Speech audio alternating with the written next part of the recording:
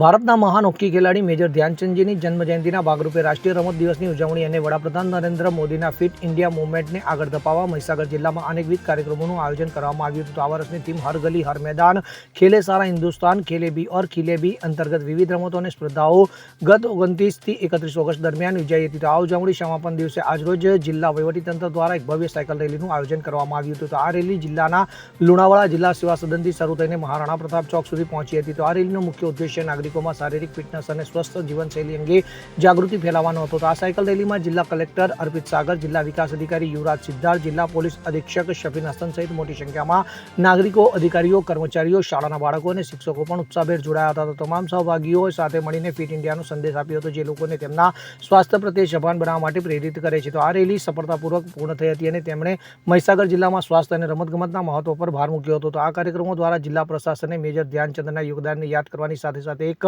સ્વસ્થ અને સશક્ત સમાજનું નિર્માણ કરવાનો સંકલ્પ લીધો હતો. સંદીપ દેવાશ્રય સાથે CN24 ન્યૂઝ, મહીસાગર. હવે જુઓ દેશ દુનિયાની તમામ ખબરો તમારી આંગળીના ટેરવે. ઉઠાવો મોબાઈલ અને Google Play Store પરથી ડાઉનલોડ કરો અમારી CN24 ન્યૂઝ મોબાઈલ એપ.